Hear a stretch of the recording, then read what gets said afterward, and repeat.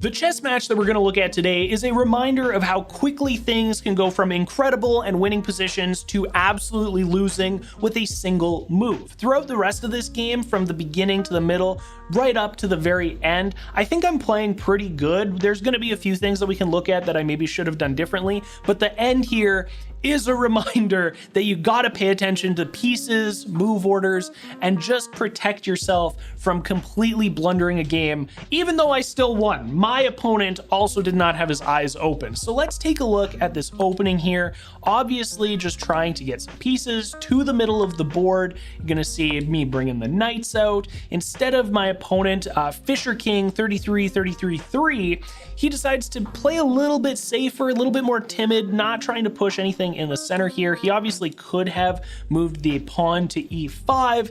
That would have been a little bit better just because he does protect it with the knight. So if I take, he takes, he ends up winning that position. But he moves over to d6. That's okay. I'm developing my bishop now. He puts some pressure on my knight. And when I see this happen, I decide to castle. He moves forward, and now I'm trying to kick the bishop. I decided in this position that castling was a little bit better than putting the pawn up. Just getting the castling done and out of the way, because I know that if he does take on this move, I get to take, then I can still develop this pawn. Or it's not developing the pawn, sorry. Somebody pointed that out. Pawns don't develop, they just move forward. So I could have moved the pawn forward, didn't end up doing that there, let him move his pawn forward, and now I'm kicking the bishop.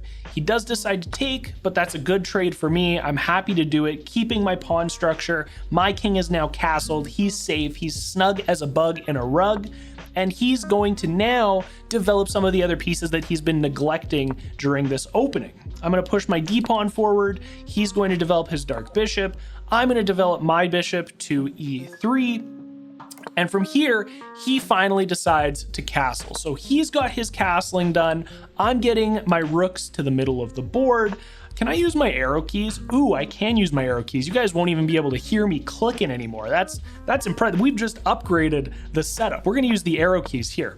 So when he decides to put some pressure on my light bishop with his pawn, I obviously want to continue some influence to the center of the board. I'm just gonna push back. If he does decide to move his pawn down here, I'm able to take. If he takes, I can take back. So we're in an okay spot, even with this this pawn structure. What is the right word?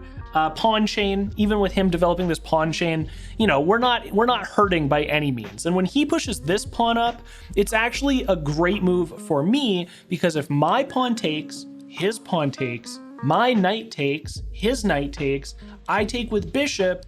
If he does take with the queen, I get to take with my queen. So I've got a lot of pieces in the middle of the board looking at d5, protecting it. So when he pushes this pawn up, I'm eager. I'm super willing to take that pawn trade, develop myself, establish a little bit more of the center of the board. He takes with a pawn, and now I get my knight in there. And you can see by the evaluation bar, I'm crushing this position. Lots of influence over the center of the board. I'm feeling pretty good. I'm up by a pawn. I've got one of his bishops off the board. He only has one of my knights. I like keeping my bishops. Lots of people say that they're worth a little bit more, just by like half a point if you had to actually like look at the material advantage.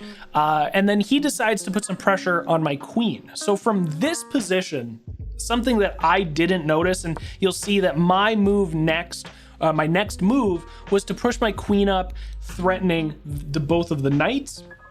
The best move in this position was actually to put the king into check, making it so that he most likely takes with the queen. I think it's very unlikely that he would ever move his king out of the way here. That's just a better position for me to be in. And so obviously he would have taken with the queen, and then my next best move would be ending up exactly where I was, pressuring the two knights. I'm not 100% sure what the follow-up on here is, right? We've got rook from A to E8, building a bit of a battery here so that if this knight gets out of the way, putting some pressure on the bishop. There's some things that can happen, obviously, from this position that would be okay for black, but we're not like, this didn't happen because instead I just pushed my queen up, right? So push my queen up, this is not as good of a position. So if I had just taken and let this naturally progress, I would have maintained even more of an advantage.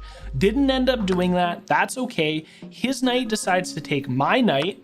I decide to take his hanging knight as opposed to retaking, which would have left my bishop hanging. And now he is able to take my bishop. Instead of wrecking my pawn structure, I just think, you know what? This is a perfect opportunity to create a battery with my rook and my queen. We're still slightly favored in this position, so that's feeling all right. And now he puts some more pressure on my queen with his dark bishop. Best move in this position is queen to h5. So I should be moving all the way to the end of the board over here. He then would push his g pawn. I would then move queen to f3, which would be down here. He would then move king to g7. And then I would have to move rook from D to E1, building a battery again. This doesn't change a lot of the evaluation bar if all of these positions happen. However, the nice thing is that my queen is a little bit safer, protecting the rooks, sticking around the king, giving some extra protection in case something happens with his queen trying to dive in, maybe building a battery here. Something like that is the idea of these moves happening. Now, instead of this, I decide after I move over, right, move over to d5, putting some pressure on the bishop. If he moves, I can do a queen trade. He decides not to move. He comes over here, which is now slightly advantageous to myself. That's okay. I do have a battery on the king here with my queen, but it would be a bad trade because if the rook takes, then I lose my queen for a pawn. Not an awesome trade, but I'm kind of eyeing this up. You know, I'm in the game. I'm like, okay, well, if I do something like this and then he moves and then I do this, that could be kind of cool, but he could also take with this rook. So I build another battery. I'm thinking this is great. I've got batteries. I've got queens in the middle of the board. I've got a bishop locking everything down with that pawn after it moves.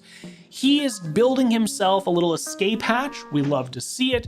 This is something he should have done much earlier in the game, but he does do it. It's a good thing to do, right? You want to have a spot for your king to go if he gets back rank checked. And now I'm putting some pressure on the queen. And this is the best move in this position. So moving my rook over to the F file, putting pressure on the queen, forcing the queen to make a decision, move somewhere, do something.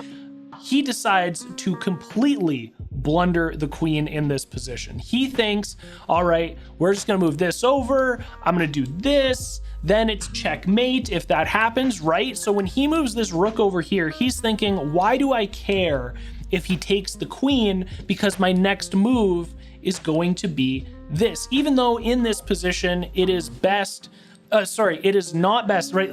Me taking the queen here is bad. Let me just roll everything back, okay? Let me just roll everything back so you guys understand what's going on. He builds his escape hatch for his king.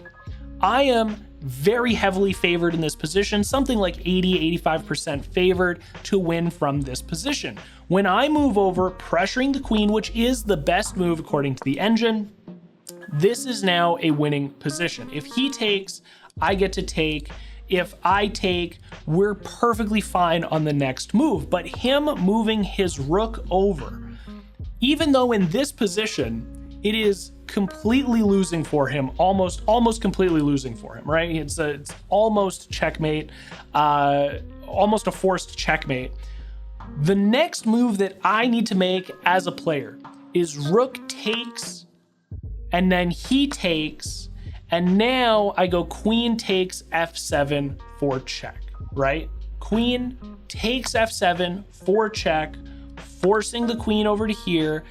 Bishop takes, king can't do anything. King has to move over. King could also actually, I guess, move over to f8, which is the best position, but you still get to put him into check. He takes, and now we're in an endgame, a rook against a bishop, pawn advantage, right? There's a lot to go off of here to keep this position winning. What do I do? What do I do in this position? We had a little bit of a spoiler alert there. Instead, I take the queen. I think in this position, taking the queen makes a lot of sense, because if I do this, I'm now pressuring the bishop. I now have a line here. If I take here, right, there's so much that I'm looking at in this position. I'm like, wow, the queen is just hanging here, right? Oh, who cares if he takes with the pawn? Now I have another line to attack the king. But when I make this move, I am absolutely losing. Something that I didn't think of and that I didn't see in this moment is this dark bishop is protecting and covering and blocking my exit square. So all my opponent needed to do was checkmate. That's it. What am I gonna do? I can't get this bishop over here. I can't bring my queen. I can't bring my rook. I can't escape. That's GG's. Thankfully for me, thankfully for this game, he didn't do that. So he does decide to take the rook. When he decides to take the rook, the game completely flips into my favor again. I'm able to take that bishop that's blocking my exit square, and then he resigns. From that position, he's like, well, I lost the game, even though I absolutely should have won. And it's a position that I also should have seen. And that's why I really like going over these games, especially for videos, because I just notice, I see things, and it makes sense for me to kind of walk myself through the process of this piece moves and this piece moves. Oh, I should really be aware of what this piece is covering. Obviously, you understand that and you learn those things, and there's some cool stuff that I do see on a more regular basis, but doing it for a video is always super fun, and I always like to share even the big mistakes with you guys, because it shows that even on your journey as you're getting better, you will make those mistakes, you will miss those things, and sometimes your opponent isn't going to see them, and sometimes your opponent will see them. I think in this position, my opponent was just flustered that they had lost their queen, and they thought that they needed it to complete the checkmate when they didn't. They had an absolutely winning position. I hope you enjoyed having a look at this game. I think the early game and the mid game were very strong for me. There were a couple of missed plays. Overall, I'm feeling really confident with my early games. I think my biggest struggle right now is the middle games. The middle games where I'm deciding on which pawns to push or which pieces to further develop or push towards the center, or when I should trade, when I shouldn't trade. Those are things that I'm still trying to figure out. My end games feel pretty good depending on the pieces that I still have, the pawn advantage that I have, or if I'm able to remember to push my king more to the center of the board. But the middle game here, I think, was pretty strong. It was this end game, the last few moves, that I kind of fell apart. Really appreciate you hanging out with me today. If this is the first video of mine you're watching, definitely subscribe, because I upload a new chess video here every single day. I'd really appreciate it. I'm super close to 1,500 subscribers. I might have already even hit it, so if I did, maybe we get to 1,600 subscribers, but I would really appreciate if you joined the community. I'd love to see you around again. If you enjoyed your time here, drop a like on the video. With all my shameless shilling out of the way, I appreciate you. I love you. You're a beautiful person. Don't forget that. I'll see you in tomorrow's video. Peace.